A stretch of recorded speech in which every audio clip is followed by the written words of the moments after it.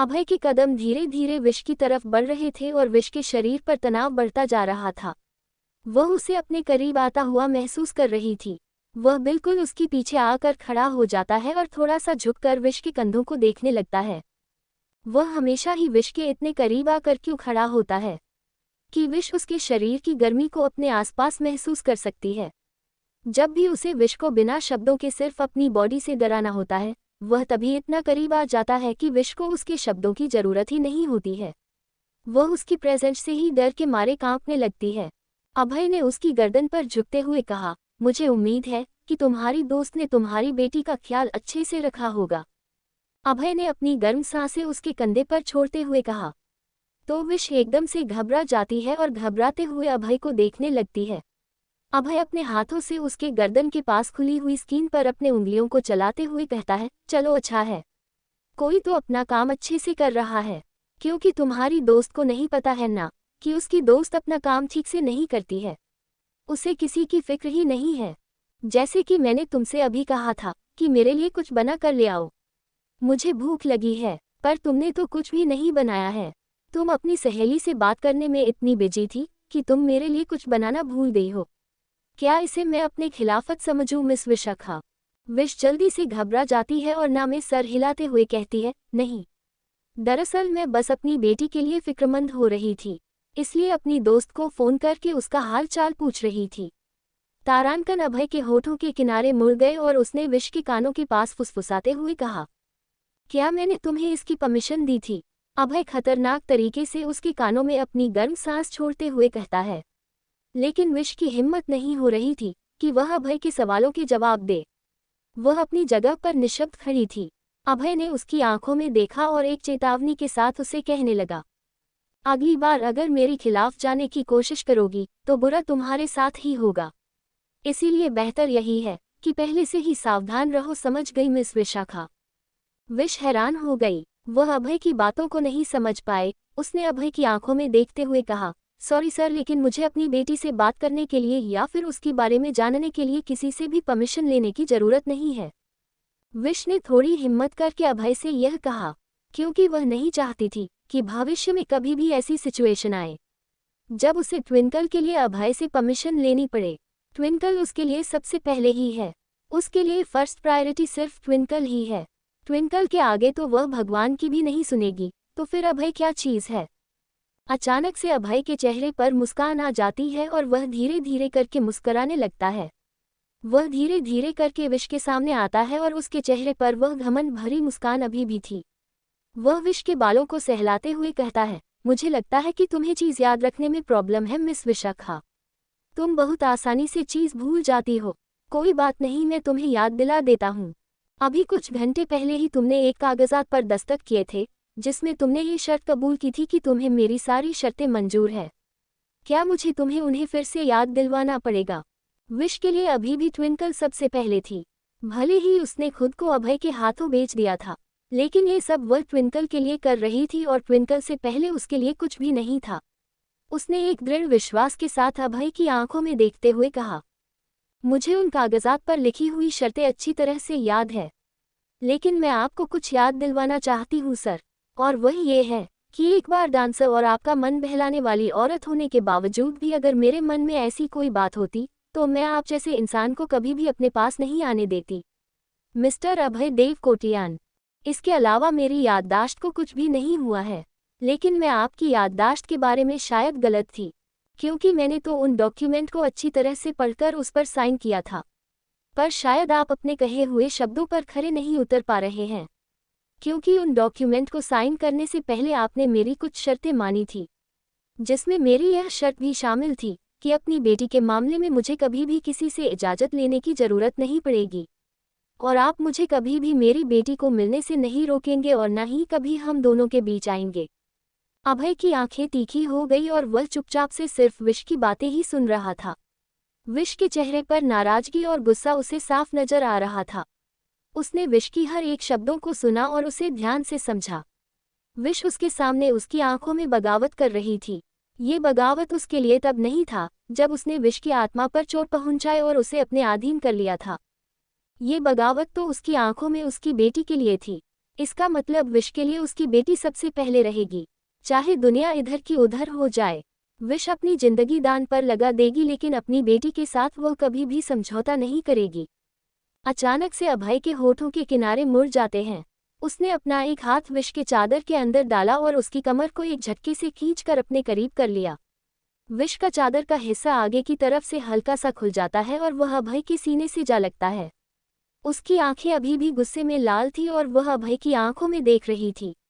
अभय उसकी आंखों में देखता है और मुस्कुराते हुए लेकिन एक खतरनाक अंदाज में बोलता है, तो इसका मतलब यह है कि मैं दोषी हूँ। विश ने इसका कोई जवाब नहीं दिया।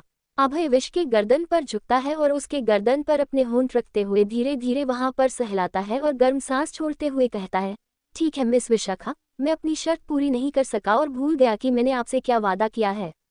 इसके लिए मैं माफी चाहता हूँ। तारांकन। अभय के होंठ लगातार विश की गर्दन पर चल रहे थे। विश के हाथों की मुठियां अपने चादर को संभाल रही थी, जिसकी गांठ लगभग खुलने को हो रही थी, और अभय के चलते हुए होठों के साथ उसकी बेशर्मी भरी मुस्कान वह अपने गर्दन पर महसूस कर सकती थी। अभय उसके गर्दन से अपना चेहरा निकालता है और मनोरंजन तरीके से हंसते हुए कहता है, तो अब कुछ खाने को मिलेगा मुझे। अभय के होंठ लगातार विश की गर्दन पर चल रहे थे। विश के हाथों की मुठियां अपने चादर को संभाल रही थी, जिसकी गांठ लगभग खुलने को हो रही थी, और अभय के चलते हुए होठों के साथ उसकी बेशर्मी भरी मुस्कान वह अपने गर्दन पर महसूस कर सकती थी। अभय उसके गर्दन से अपना चेहरा निकालता है और मनोरंजन तरीके से हंसते हुए कहता है, ठीक है मिस विशाखा, मैं अपनी गलती मानता हूँ और इसके लिए मैं आपसे माफी भी चाहता हूँ। ठीक है, अब आप खुश हैं, तो अब क्या मुझे कुछ खाने को मिलेगा? अभय ने एक मिस्टीरियस मुस्कान के साथ इस बात को ऐसे कहा जैसे कि वह कितना मजे ले रहा हो, और विश के साथ उसकी बातों से वह खिलवाड़ कर रहा था। विश को उसकी बातों में टोन तो नजर आ रही थी, लेकिन आकाश जिस तरीके से उसके करीब आ रहा था, विश अपने कदम पीछे लेने लगी थी। अभय बिल्कुल उसके गर्दन के पास आ जाता है और उसके गर्दन पर अपने होठों को चलाते हुए हल्के हल्के गर्म सांस छोड़ते हुए कहता है, तुम्हें पता है, मैं बहुत भूखा हूँ और मुझे इस समय बहुत भूख लग रही है। विश महसूस कर सकती थी कि अभय यह उसे किस तरीके से कह रहा है। उसका खाने का मतलब यह है कि वह भूखा है और विश उसका खाना है। वह किसी शिकारी की तरह विश का शिकार करना चाहता है। विश धीरे से पीछे हटती है, पर इससे पहले कि वह पीछे हो पाती, अभय ने विश को अपनी बाहों में पलटकर उसे घुमा दिया। उसने धीरे से विश की कमर पर अपने हाथ कसे और उसके गर्दन पर बुरी तरीके से अपने दांतों को चलाते हुए कहा, मुझे उम्मीद है कि अब तो मेरी भूख मिटाने के लिए कुछ बनाओगी, वरना इस शिकारी का शिकार इसके करीब ही है और अपने शिकार पर हमला करने से पहले वह एक बार नहीं सोचेगा। विश का पूरा शरीर कांप रहा था। वह जोरों से सांस ले रही थी और अपनी आंखें उसने कस के बंद कर ली। अपनी बात कहने के बाद अभय ने उसे छोड़ दिया और उससे पीछे हो गया। मुझे एक घबराए हुई नज़र से अभय को देखती है, तो अभय की आंखों में बेशर्मी उसे साफ नजर आ रही थी। अभय मुस्कुराते हुए कहता है, आओ मैं तुम्हें अपने किचन से मिलवाता हूँ। विश को अच्छी तरह से पता था कि उसका खाने का क्या मतलब है, अपने साथ किचन में क्यों ले जाना चाहता है। उसने एक गहरी सांस छोड़ी और उसके पीछे पीछे चल दी, क्योंकि वह जानती थी उसकी बात को मनाना ही उसका काम है। अगर वह नहीं मानेगी तो वह उसके साथ कुछ भी कर सकता है। जैसे ही वह अभय के साथ किचन के अंदर दाखिल होती है, वह हैरानी से पूरे किचन को देखते रह जाती है। वह सारा किचन एकदम साफ सुथरा और चमकदार था, और वहां पर रखी हुई चीज तो इतनी हाई तकनीक की थी जिसके बारे में विश ने तो कभी सुना भी नहीं था और न ही कभी उसका इस्तेमाल किया था। इतनी साफ सुथरी और सजाई हुई किचन को देखकर विश के मन में एक सवाल आता है, क्या अभय कभी अपनी पत्नी को यहाँ लाया था? अभय गैस बर्नर के पास जाता है और वहां से पलटकर विश को देखता है, जो हैरान नजरों से पूरे किचन को देख रही थी। उसकी नजरों को देखकर अभय के चेहरे पर एक छोटी सी मुस्कान आ जाती है और उसने हंसते हुए कहा, तो मिस विशाखा, मेरे इस छोटे से बेकार से किचन में क्या तुम अपने हाथों से कुछ काम करोगी? विश का ध्यान अभय पर जाता है और उसने जल्दी से हाँ में सर हिलाया। अभय किचन के पास रखी एक छोटी सी टेबल के पास रखी एक कुर्सी पर जाकर बैठ जाता है। अभय अपने दोनों हाथ बांधे विश को देखता है, लेकिन विश अभी भी असमंजस में वही खड़ी थी। दरअसल उसे समझ ही नहीं आ रहा था वह कहाँ से शुरू करेगी। उसे तो ये भी नहीं पता था कि अभय को खाने में क्या पसंद है और वह उसके लिए क्या बनाए। उसे कौन सी अलमारी और कौन सा ड्रॉअर खोलना चाहिए जहां उसे खाने का सामान मिलेगा। उसे तो इस किचन के बारे में कुछ भी नहीं पता था। क्या तुम्हारा पूरी रात यूं ही खड़े रहने का इरादा है? मिस विशाखा, अभय ने और मजे से विश पर ताना मारते हुए उससे कहा। तो विश अपनी जगह पर ठिठक गई। वह हैरानी से जल्दी से अभय को देखती है और फिर किचन को देखने लगती है। तभी उसे एक कोने में रेफ्रिजरेटर नजर आता है। शायद उसे रेफ्रिजरेटर के अंदर कुछ पकाने के लिए मिल जाए। यही सोचते हुए वह फ्रिज के पास चली जाती है।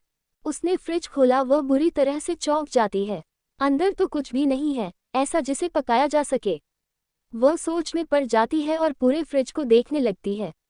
वहां पर अगर कुछ था तो अलग अलग वाइन और शैंपेन की बॉटल्स। इतने सारे अलग अलग ब्रांड के और महंगे महंगे शराब की ब्रांड को देखकर विश अपने मन में यही कहती है, इस इंसान को खाना खाने की क्या जरूरत है? शराब का स्विमिंग पूल बनाकर उसी में मछली बनकर पड़ा रहे। इसकी भूख तो उसी से मिट जाएगी। विश ने अपना मुंह लिया। वह रेफ्रिजरेटर से अपना चेहरा उठाकर अभय को देखती है, जो अपने चेहरे पर एक मजाकिया मुस्कान लिए विश को ही देख रहा था। कुछ मदद चाहिए मिस विशाखा? अभय ने उसका मजाक उड़ाने वाले अंदाज में कहा। तो विश ने चिल्लाते हुए सबसे पहले तो रेफ्रिजरेटर का दरवाजा बंद किया और झुंझुनाहट के मारे इधर उधर देखने लगी। उसकी इस हरकत से वो खूब मजे ले रहा था। कुर्सी पर बैठे बैठे वह उसके अगले कदम का इंतजार कर रहा था। वह जानता था कि उसे महसूस हो चुका था कि विश बहुत जिद्दी है। वह कुछ भी करेगी लेकिन अभय से मदद नहीं मांगेगी। इसीलिए वह बस इंतजार कर रहा था कि विश उसके पास मदद मांगने कब आती है और वह खुद कैसे इस रसोई में अभय के लिए कुछ बनाने का सामान ढूंढेंगी। विश वहां पर बने ड्रॉअर की तरफ चली जाती है। वह एक एक करके सारी अलमारी को खोलती है और सब में रखे हुए बॉक्स को देखती है, पर उनमें कुछ भी नहीं था। सारे बॉक्स खाली थे। अगर कुछ था तो सिर्फ कटलरी, बर्तन, क्रॉकरी और इलेक्ट्रिकल किचन सामान। पूरी किचन में विश ने हर एक अलमारी और हर एक कैबिनेट को खोलकर देख लिया था। खाना बनाने के जो बर्तन और बाकी सामानों की जरूरत होती है, यहाँ पर वह सारी चीज मौजूद थी।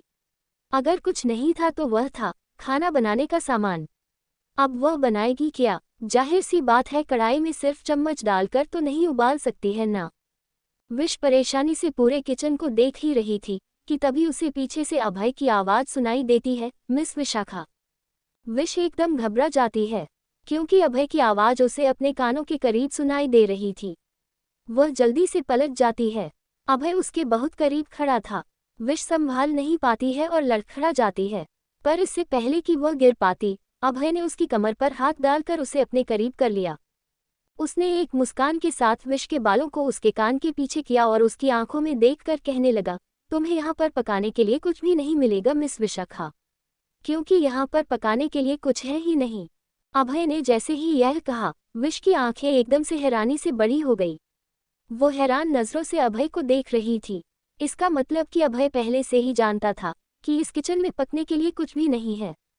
तो इतनी देर से वह क्या बस विश का पोपट बना रहा था और उसके साथ टाइम पास कर रहा था? कितना दुष्ट आदमी है ये! अपने मनोरंजन के लिए ये अपनी चालक दिमाग का कैसे इस्तेमाल कर रहा था और कितनी देर से विश को परेशान होता हुआ देख यह मुस्कुरा रहा था। विश ने घूरकर अभय को देखा, लेकिन उसकी मुस्कुराहट ये साफ बता रही थी कि विश को परेशान देखकर वह कितना एंटरटेन हुआ था। विश ने कोई सवाल नहीं किया, पर उसकी घूरती हुई निगाहें उसका गुस्सा जाहिर कर रही थी। अभय हंसते हुए कहता है, यह मेरे सामने मुंह खोलने की सजा का आधा हिस्सा है। ऐसा कहते हुए अभय ने उसके शरीर को अपने शरीर से और जोर से दबा दिया, जिससे विश के शरीर में एक तेज दर्द की लहर दौड़ जाती है और वह घबराते हुए अभय को देखने लगती है।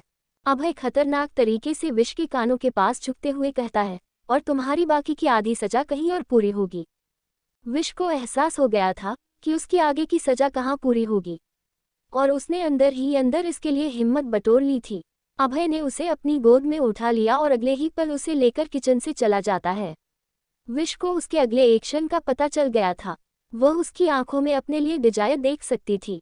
अभय के चेहरे पर एक शैतानी मुस्कान थी, लेकिन विश उसकी बाहों में किसी बेजान पुतली की तरह पड़ी हुई थी और वह बस इंतजार कर रही थी उस पल का जब अभय उसे कुचल देगा और वह फिर से वह सब बर्दाश्त करेगी।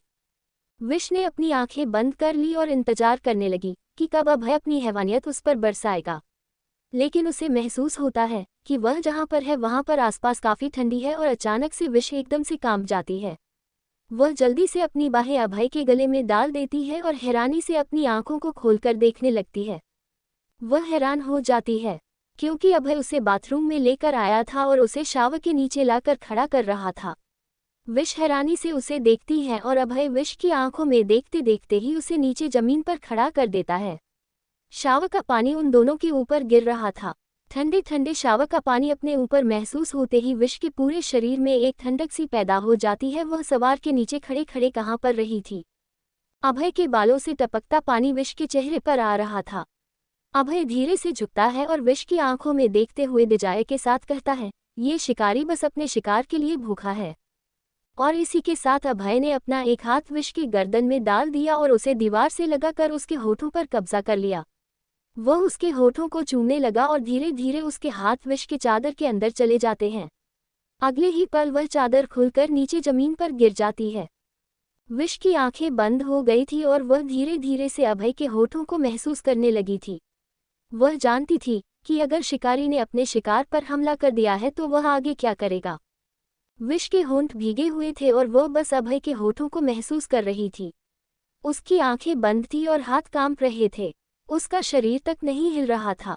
अभय ने उसके शरीर को धकेल कर दीवार से लगा दिया था और उसके होठों को बेदर्दी तरीके से चूमे जा रहा था। उसने विश के गालों को और उसकी गर्दन पर चूमना शुरू कर दिया, लेकिन विश ने अपने होठों को इतने कस के अपने दांतों में दबा लिया था कि उसके होठों से एक सिसकी तक बाहर नहीं निकल रही थी। उसके गर्दन पर फिर से काटने के बाद अभय ने जब उसकी आंखों में देखा तो उसकी आंखें बंद थी और होंठ दांतों में दबे हुए थे। उसे ऐसा देखकर अभय की नज़र तीखी हो गई और वह विश को देखकर जूझलाते हुए कहता है, मैं ऐसा महसूस नहीं करना चाहता हूँ कि मैं किसी बेजान स्टेचू के साथ सो रहा हूँ। अभय ने धीरे से लेकिन धमकी भरे लहजे के साथ विश से यह कहा। विश धीरे से अपनी आंखें खोलती है।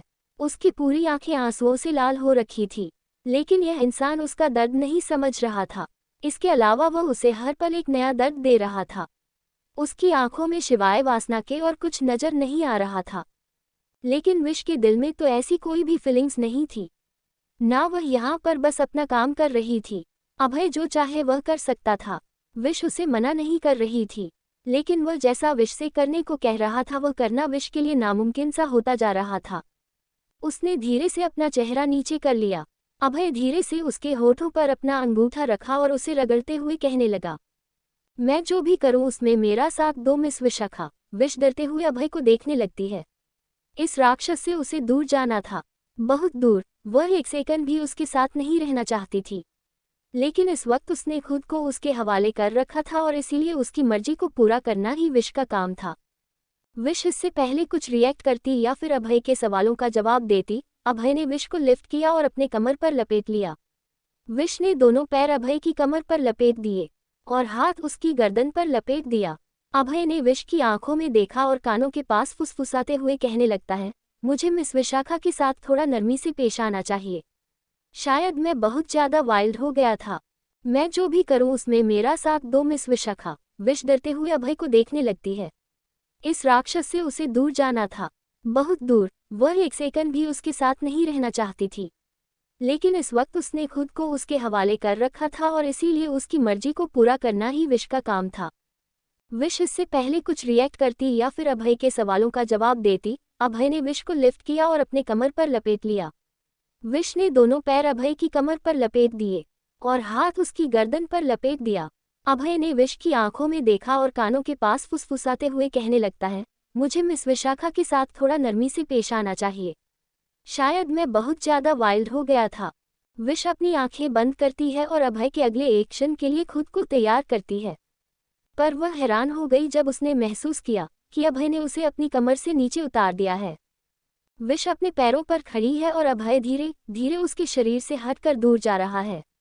विश हैरानी से अपनी आंखें खोलता है तो देखती है अभय अपने चेहरे पर एक घमंडी मुस्कान लिए विश को देख रहा था और उससे अपने कदम पीछे ले रहा था। उसका पूरा शरीर पानी की बूंद से भरा हुआ था। उसके बालों से पानी टपक रहा था और अभय अपनी भूरी आंखों से विश की गहरी निगाहों में झांक रहा था। उसने अपने दोनों हाथों की उंगलियों को अपने बालों में फंसाया और अपने सारे बालों को पीछे कर लिया। विश हैरानी से अभय को देख रही थी, पर अभय सिर्फ मुस्कुराता हुआ विश को देखते हुए अपने कदम पीछे लेता है।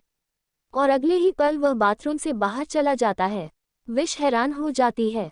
अभय ने कुछ भी नहीं कहा और न ही कुछ किया। वह ऐसे ही बिना कुछ किए ही चला गया। इसका क्या मतलब है? ऐसा तो हो नहीं सकता है कि यह डेमन बिना कुछ किए ही चला जाए।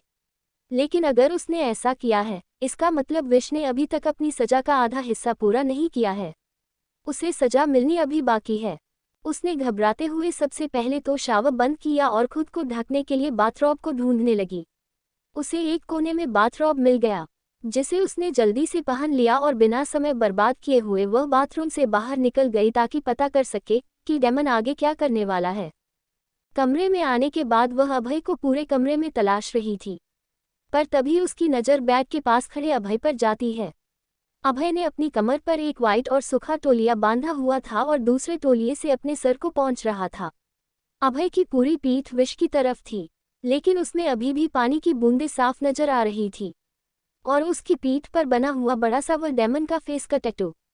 ऐसा लग रहा था अभय ने अपना ही चेहरा अपने पीठ पर बनवाया हुआ है, लेकिन खतरनाक तरीके से।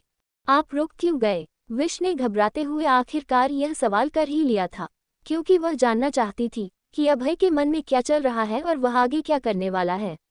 अभय अचानक से पलटता है और उसके हाथ रख चुके थे। उसने तौलिए को अपने कानपट्टी के दूसरे हिस्से में रखा और वहां के बालों को पोंछते हुए विश को देखकर कहता है, तो तुम चाहती हो कि मैं उसे कंटिन्यू रखूं मिस विशाखा? विश ने कुछ नहीं कहा और अभय उसे एक नज़र देखकर शीशे के सामने चला जाता है। वह मिरर के सामने खड़े होकर अपने गीले बालों को कंघी से सेट करने लगता है। विश उसे ऐसा करता हुआ देखती है तो एक गहरी सांस लेते हुए उसने अभय से कहा, हम दोनों ही जानते हैं कि यह मेरी मर्जी से नहीं है। अभय ने कंघी को वही ड्रेसिंग टेबल पर पटक दिया और तेज कदमों से चलता हुआ विश के पास आ गया। विश एक पल के लिए ठिठक जाती है, लेकिन उसने हिम्मत नहीं हारी। वह अपनी जगह पर ही खड़ी रही और अभय उसके सामने आकर उसकी आंखों में देखने लगा। विश घबरा जाती है और अभय उसकी आंखों में देखकर क्रूरता के साथ कहता है, हम दोनों ही जानते हैं कि यहाँ पर मर्जी किसकी चलती है और तुम क्या नहीं चाहती हो। अभय ये कहकर एक डेविल स्माइल के साथ वहां से जाने के लिए मुड़ता ही है कि अगले ही पल विश उसकी कलाई पकड़ लेती है। अभय अपनी जगह पर रुक जाता है, लेकिन विश ने हिम्मत करते हुए अभय को देखकर कहना जारी रखा, आप मेरी बेटी को नुकसान नहीं पहुंचाएंगे। उद्धरण चिन्ह। विश ने ये कह तो दिया था, पर उसके शब्दों में एक चेतावनी साफ थी। अभय के कदम अपनी जगह पर रुक गए थे और उसने पीछे पलटकर घूरकर विश को देखना शुरू किया। अभय की नज़रों की तपिश से विश डर तो रही थी, लेकिन उसने बहुत हिम्मत से अभय की आंखों में देखकर कहना जारी रखा, आप मेरी ट्विंकल को नुकसान नहीं पहुंचाएंगे। अभय पूरी तरह से घूमकर विश के सामने खड़ा हो जाता है। विश उसके हाथों को छोड़ देती है और अभय विश के सामने अपने दोनों हाथ बांधता है और उसकी आंखों में देखकर कहता है, ट्विंकल ट्विंकल लिटिल स्टार, और अगर मैंने उसे चोट पहुंचा तो क्या होगा मेरे यार। अभय ने जिसे खतरनाक तरीके से यह बात कही थी, विश की आत्मा तक कांप गई थी और वह घूरती हुई नजरों से अभय को देखने लगी। अभय के चेहरे पर उसकी डेविल स्माइल अभी भी थी और वह विश के अगले जवाब का इंतजार कर रहा था। विश ने पहले ही साफ कर दिया था कि ट्विंकल के मामले में वह कभी भी कोई गलती बर्दाश्त नहीं करेगी। उसने घुरकर अभय को देखा और चुनौती के साथ अभय से कहा, तो मैं आपसे वादा करती हूँ मिस्टर कोटियान, जिस पल मुझे ये पता चलेगा कि आपने मेरी बच्ची को चोट पहुंचाई है या उसे नुकसान पहुंचाया है, मैं उस वक्त किसी की जान भी ले लूंगी, भले ही इसके लिए मुझे कोई भी सजा मिले, मुझे मंजूर होगा। अभय की नज़रें तीखी हो गई और वह विश की आंखों में देखने लगा। उसकी आंखों में इस वक्त ना कोई डर था और ना ही कोई झूठ। इसका मतलब वह जो कह रही थी वह सच था। अगर ट्विंकल को जरा भी तकलीफ होती है तो विश उसके लिए किसी की जान भी ले लेगी। क्या तुम मुझे जान से मारने की धमकी दे रही हो मिस विशाखा? अभय ने उसे एक चुनौती की तरह लेते हुए उससे कहा, लेकिन विश सिर्फ गुस्से भरी नजरों से उसे देखे जा रही थी। उसने कोई जवाब नहीं दिया। अभय उसकी आंखों में देखता है और एक दृढ़ता के साथ कहता है, मैं तुम्हें एक बात बता देता हूँ मिस विशाखा कि अपने 30 साल की उम्र तक में मुझे न जाने कितनी धमकियां मिल चुकी हैं, पर मैं अभी भी जिंदा हूँ, तुम्हारे सामने खड़ा हूँ और सांस ले रहा हूँ। अभय का कहने का साफ मतलब था कि उसकी धमकी अभय पर असर नहीं करेगी, लेकिन विश ने भी अपने चेहरे पर छोटी सी और डेविल स्माइल के साथ कहा, चीज बदलती है मिस्टर कोटियान। जरूरी नहीं है जो आज तक नहीं हुआ है वह आगे भी ना हो। आखिर बदलाव ही प्रकृति का नियम है। अभय विश के चैलेंज को समझ रहा था और उसे पता चल रहा था कि विश क्या कहना चाहती है। लेकिन अभय भी पीछे हटने वालों में से नहीं था। उसने विश को देखते हुए कहा, तो समय को ही तय करने दीजिए मिस विशाखा कि मेरे जीवन में क्या बदलाव आएगा और क्या नहीं। फिलहाल तो तुम इस वक्त के मजे लो। रात खत्म हो चुकी है मिस्टर कोटियान, अब मुझे घर जाना होगा। मेरी बेटी मेरा इंतजार कर रही है। अभय जाने के लिए अपने कदम आगे बढ़ाता ही है कि विश की बात सुनकर वह अपनी जगह पर फिर से रुक जाता है और बिना विश की तरफ पलटते हुए ही उसे कहता है, रात भले ही खत्म हो गई है, लेकिन सुबह भी पूरी तरीके से हुई नहीं है। आधी से ज्यादा दुनिया इस वक्त सो रही है। तुम्हें भी सो जाना चाहिए। जब सवेरा हो जाएगा तो तुम घर चली जाना। अभी इसी वक्त मुझे घर जाना है।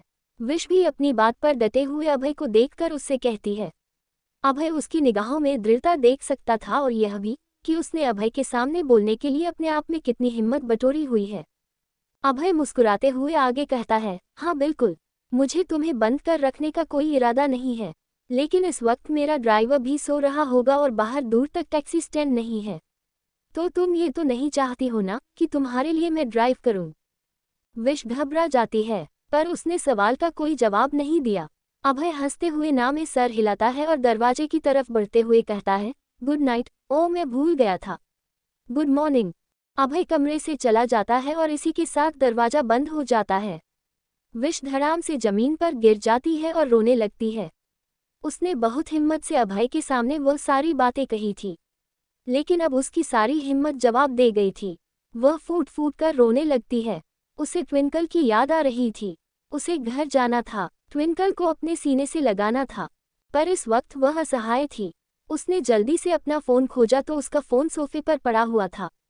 वह आगे बढ़कर अपना फ़ोन उठाती है और सोफे के कोने में बैठकर उसने जल्दी से जिया को मैसेज किया कि वह सुबह जल्दी आने की कोशिश करेगी, लेकिन तब तक ट्विंकल का ख्याल रखें। विश अपनी जगह पर ही बैठे बैठे रोने लगती है। वह इतनी हताश हो गई थी कि रोते रोते कब उसकी आंख लग गई उसे पता ही नहीं चला, और जब वह गहरी नींद में थी तब उसे महसूस हो रहा था कि उसके शरीर के ऊपर कुछ हो रहा है, लेकिन इस एहसास के साथ ही कि वह अभय की कैद में है। उसने एक झटके से अपनी आंखें खोल दी और उसके सोच के मुताबिक अभय ही उसके सामने था, पर वह इस वक्त अपने कपड़े पहने हुए था और उसके हाथ में एक ब्लैंकेट था जो वह विश के ऊपर डाल रहा था। Oh good morning miss Vishakha, क्या मैंने आपकी नींद खराब कर दी? वह तुम बिना ब्लैंकेट के ही सो रही थी, तुम्हें ठंड लग जाएगी, इसलिए मैं तुम्हारे ऊपर ब्लैंकेट डाल रहा था। विश घबरा कर उठकर बैठ जाती है और अपने आप को देखने लगती है। उसने अभी तक बाथररोब पहना हुआ था और वह उसे सही से अपने हाथों में जकड़ लेती है। उसे ऐसा करता है देख अभय हंसते हुए कहता है, तुम्हारे पास ऐसा कुछ नहीं है जो तुम मुझसे छुपा रही हो। विश ने घूरते हुए अभय को देखा पर उसने कुछ नहीं कहा। फिर उसने घड़ी की तरफ नजर दौड़ाई तो सुबह के 9 बजे बज रहे थे। वह हैरान हो जाती है, वह इतनी देर कैसे सो सकती है? उसने तो सोचा था कि 7 बजे वह यहाँ से चली जाएगी, पर उसे बहुत ज़्यादा देर हो गई है। वह अपनी जगह पर खड़ी होती है, लेकिन अभय उसके रास्ते पर खड़ा था और उसे ही घूर रहा था।